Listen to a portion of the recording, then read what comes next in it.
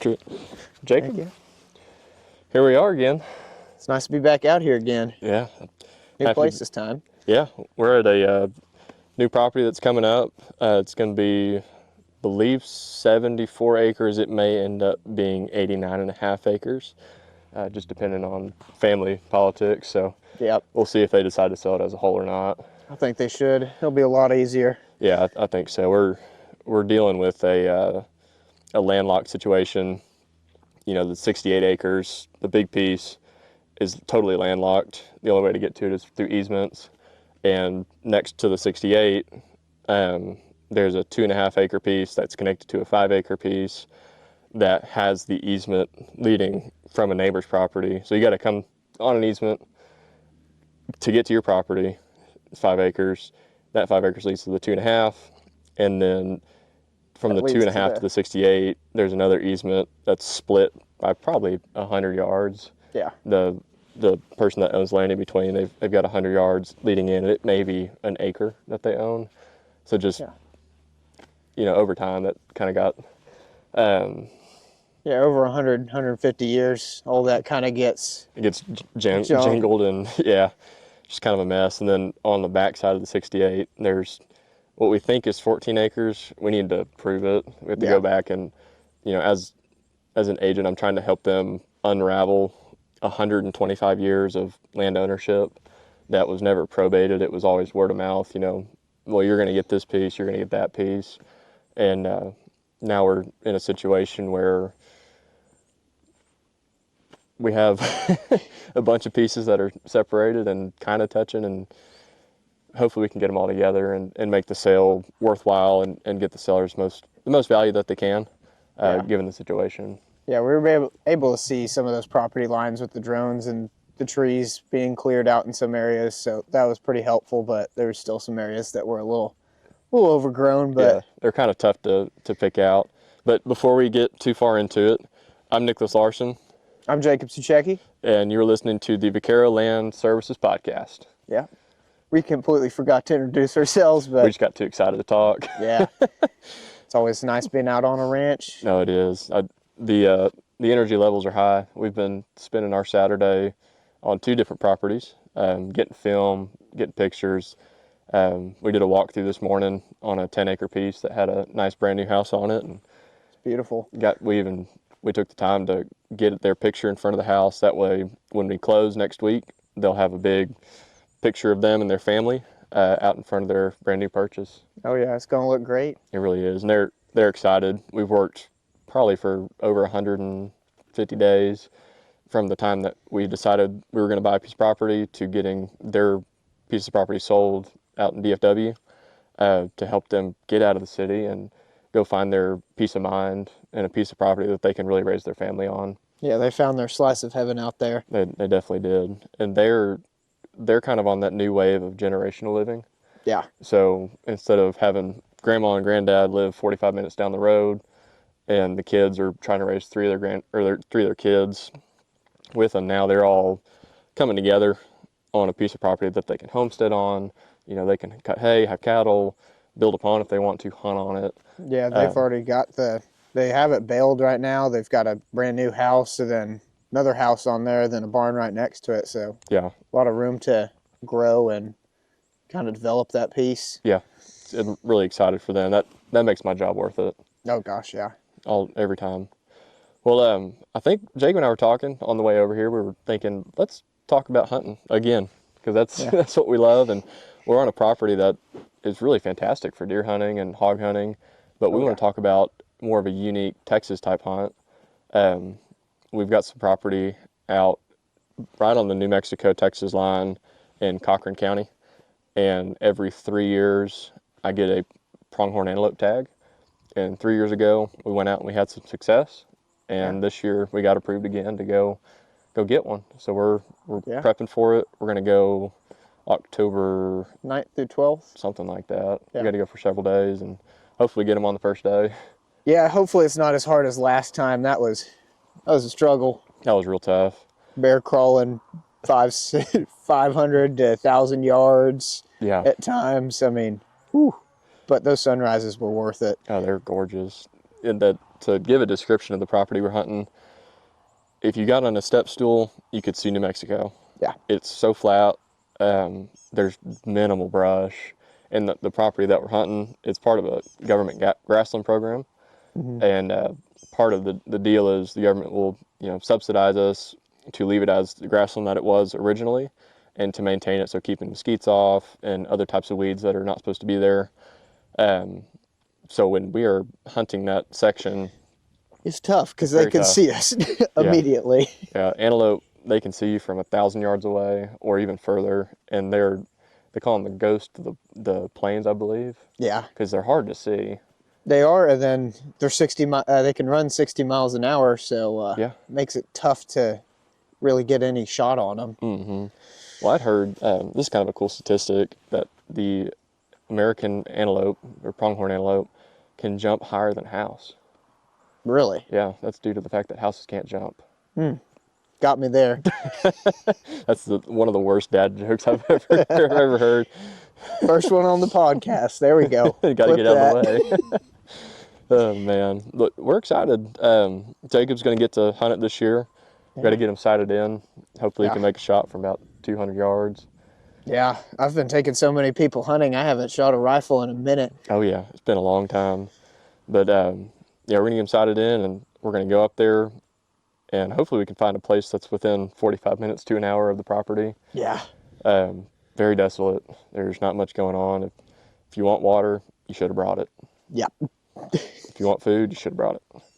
So we're really excited about that. Stop at TJ's and get some sandwiches before we make it all the way out there, I think. Yeah, we need to. Well, I guess we'll talk about the first hunt we went on, kind of the experience that we had, and then kind of jump into what we're going to try and achieve this time around, given the things that we've learned, go from there.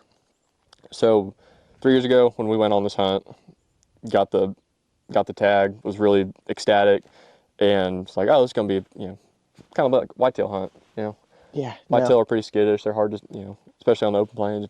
Maybe you get one, maybe you don't. But you cannot bait for antelope, to my knowledge. Nope. You can hunt them over water, I believe. Yeah, and there's some water troughs, but they're not on your property. They're just right next door. Mm-hmm. So, I mean, we were just waiting until they got off of those and came back into your place. Yeah. And they run off of a completely different schedule. Yep. Whitetails and mule deer, your best shots are from sunup to 2 hours after sunup or 2 hours before sundown to sundown. Yeah. And with antelope, that is not the case. No. For some reason, they like the hours of like 11 o'clock to 4 p.m. Mm-hmm. And after that, they just bed down. Yeah. And they really aren't at water sources that often because really they mainly get their water intake from the grass they eat and everything else. Yeah. Which that also made it more difficult because it's hard to bring them into something if you can't do anything. Yeah. But something that we learned last year, and this is supposedly illegal in some other states. I believe that it's legal in Texas. It's called flagging. Ooh. So yeah. It's when you put a stake in the ground and you put a white cloth or a paper towel. Yep. And it sits there. And antelope are real curious. They want to come and check things out. And so I think it was our second day. We're like, well, we got a piece of wood, and we'll stick that piece of wood in the ground and tie a paper towel to it. And sure enough, that worked. Yeah. I mean, I think that's how we got you to get on it. I mean, it was either that day or the next day because they finally started coming up to it. Yeah. Yeah. We day one, I think we went out there and saw them, and we just couldn't figure out a way to get close enough to them. Yeah, we were army crawling up the little, a ridge line is an overstatement. I mean, it was probably like 5 to 7 feet of elevation change. Yeah, it was really tough. And we're worried about rattlesnakes, you got mesquites, and everything out there pokes you. Yeah, and we were out there early in the morning because we were like, got to be before the sun comes up. We'll try to get in, and yeah, that made it a little bit more difficult. We were a bit slower moving at that point. Yeah, we were real slow. But I guess it took us that first day to kind of figure out that this was a totally different animal than we're used to, and that we had to change up our strategy. So day 2, we woke up late. We're like, Yeah. well, we're not going to get there too early. We'll go out about 10 o'clock and see if they're out in the field. And if they are, great. If they're not, we'll just go and we'll nestle up. And we had a little brush pile, or it's like 2 trees that are together that kind of create it's more like a bedding area. Yeah. That was the only place that had shade for miles. So we Yeah. sat in there and waited. Threw on some shows while we waited. We had 1 bar of LTE. So we made it work. yeah, we just hunkered up and kind of made little dirt chairs. Yeah, I know when we got out there, we saw them, and then we were like, okay, we got to get into position. So we went all the way to that far end of the fence line and tried to slowly creep around the backside and then get to that old abandoned house and those trees to hide in until they walked actually kind of more back into the property, because they were on that just right over the fence, I believe. Yeah, they were on the east side of the property at that point. And I guess we were waiting for them to come up. They were working their way towards us. Yeah. From the east side, they'd finally come onto our property, but they were still 400 or 500 yards out. I think we waited till like an hour before sundown, I think, or 45 minutes. And then, yeah, you went out. I stayed back in the trees because it was like, didn't need to have 2 people trying to stalk it. Yeah. And you finally got into position right when you just couldn't see anything. Yeah. And it was just like, ooh. You just can't make a shot at that point. No, it wasn't going to be worth trying to scare them off. No. So that was our first escapade, and the tough thing to do was say, I can't shoot them, but I cannot just get up and walk. Yeah. No, you had to. It took like 45 minutes for you to crawl back. Yeah, so we crawled back because, granted, we're working with 640 acres on animals that have a living radius of several miles. Yeah. So didn't want to spook them. So crawled back. Jacob and I kind of like reconvened, and I think we had the next day, and that was it. Yeah. I think we had 3 days to hunt it, and so the next day, I think we got out there at 10 o'clock, maybe 11 o'clock, and we checked, and they weren't there. I think we went to town or something, got lunch. Yeah. And then came back that afternoon at 1, and sure enough, they were around the area that we had flagged. Yeah. We're like, okay, this is our shot. Yeah, we were like, oh, crap. So we had to do that again and go up that fence line and try to finagle ourselves around them so they didn't know anything. And we used every bit of that property, topography, what little there was, and the abandoned house, thankfully, was there, and then the brush pile. Filled with the porcupines all in the ceiling. Yeah, that abandoned house has a healthy family of porcupines. Yeah, they really do. You look up at a cabinet and you're like, oh, okay, that's nice. I'm not gonna grab that. Yeah, no, it's kind of terrifying because you don't expect anything to be in there, but maybe like a bird or like an owl. I think there was an owl. There was an owl that scared the crap out of us. I think we were trying to get in there. We didn't see any of it. We walked up to it on like the first afternoon, and I had my pistol ready because I was like, or I think I had my pistol on me. And thankfully, I had it holstered. Yeah, because you'd have bobbed a hole in that ceiling for sure. That owl came out, and if it wasn't a pterodactyl in my mind, that thing was like, "Ow!" Yeah, it screeched so loud. I was like, oh my goodness.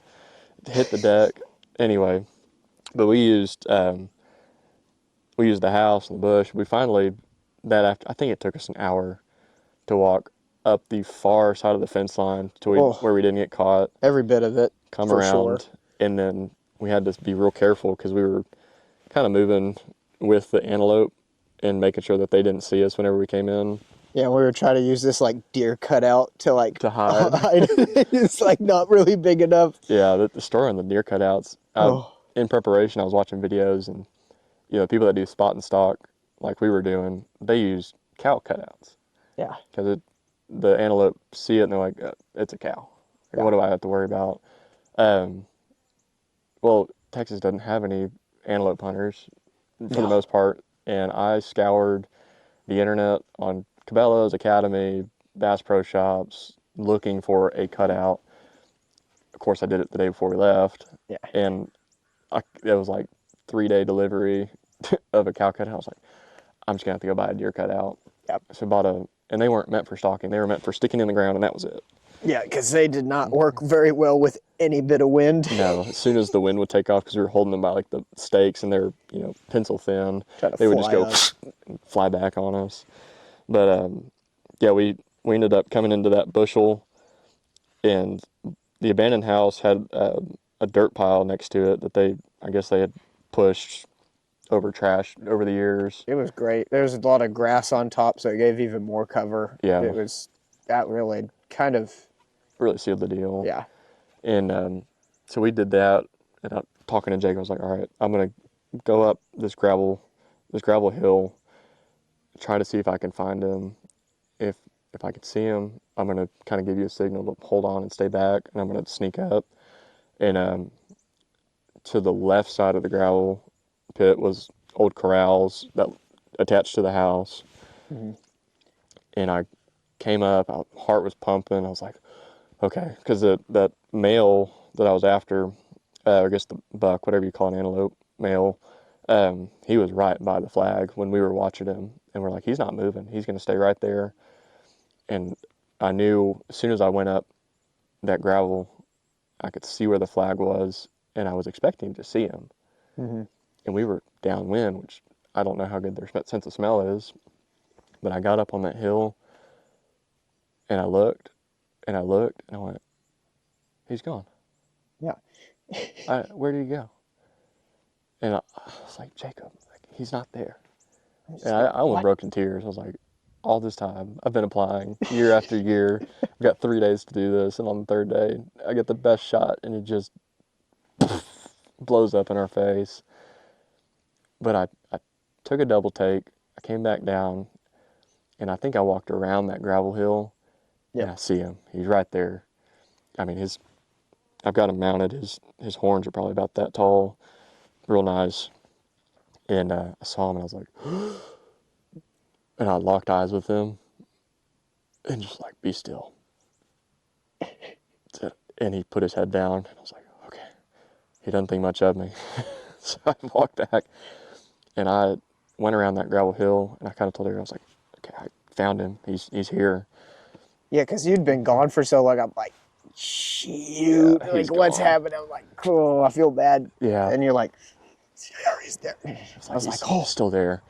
And so I went around that gravel hill, and I used the corral. I was kind of crawling I was on the outside of it, crawled inside of it, and was using it to make sure that he didn't see me. Crawled out of the corral finally, and then went to the right side of the abandoned house. And I luckily had my tripod. I think I left my tripod behind me, so I had to crawl back and go get it, drag it up, set it, and I'm using my old faithful 25-06 that always shoots straight when I'm sighting it in, and usually it takes about a week to get unsighted. Yep. We hadn't shot it all week, and I see him. I put him in my scope. He's probably 150, and I'd been practicing about 125, so I gave it another inch on him, and I just squeezed the trigger, and as soon as I shot, at 45 miles an hour, he takes off, starts running, and I was like, yeah. Oh no, my gun is off. And so I'm watching him in the scope, and I was like, well, I'll give him another chance to kind of aim out in front of him and shoot again. And I don't know if I hit him on the first try or the second try. I wasn't letting him go. Sure enough, he dropped.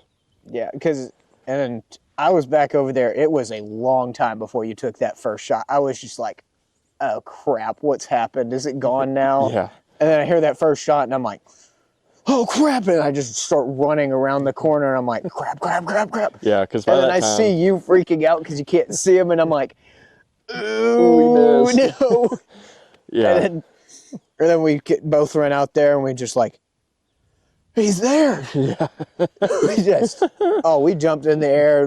We were so excited. Over the moon. Just a lifetime hunt, because I left my gun and immediately started running. Yeah, I was just like, where's your gun? And I had my hands are over my head. I'm like, oh no, I missed him. Yeah, I missed him. And then Jacob's running around the corner. I looked. I was like, he's there. Holy shit, he's there. I can't believe it. That was such a exhilarating feeling. It was like worst feeling because like, oh crap, he's not down to just highest of highs because he's down. It's like, oh, let's go. Yeah, that was. Oh, it's a roller coaster. It was a roller coaster of a trip. But that was fantastic. I think this year though, we're gonna go out there with a plan. We're gonna immediately stake the ground with a flag in that same spot. Also, bring more food so we don't have to go to all subs and get. Yeah, we screwed up. The town we're staying in. I think it had an all subs. Was it Morton? Yeah, I believe so. I think it was Morton. There was an all subs, and that was it. Yeah.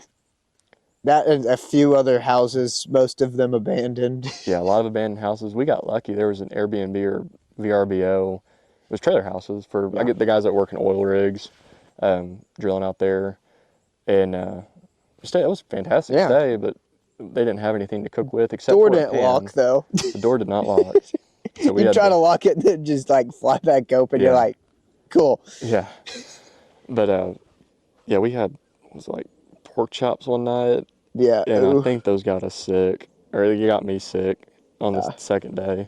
We were at least from the property. We were 45 minutes away from any gas station. Yeah, we had to drive to Clovis, New Mexico, to go find a shitter. Yeah, not to bring that up, but dangerous times.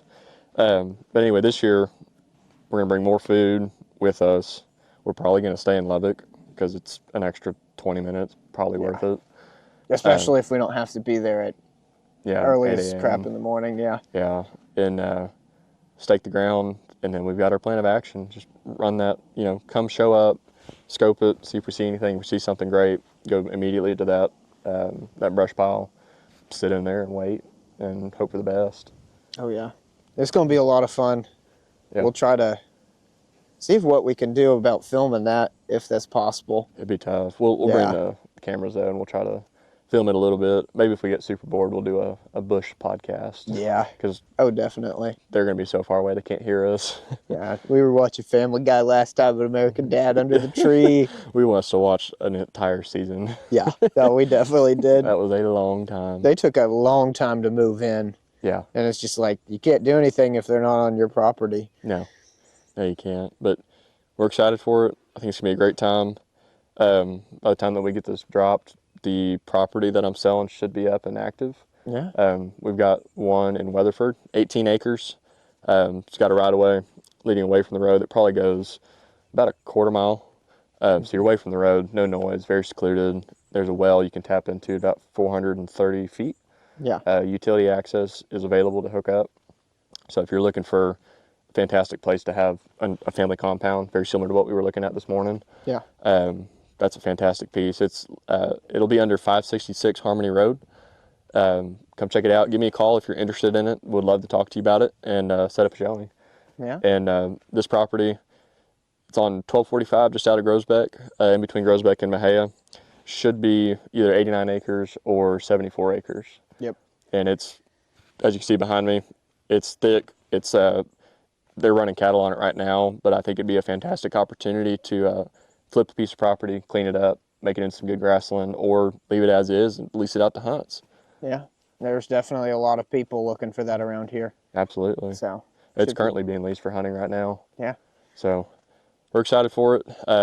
Jacob, thank you for making the time to come shoot these properties and do another podcast. Hey, thank you for joining us. So we're on the coast. Can't really get rid of each other. No. No, gotta be here. Yeah. All right, brother. That was fun. Oh, let's get back to it. All right.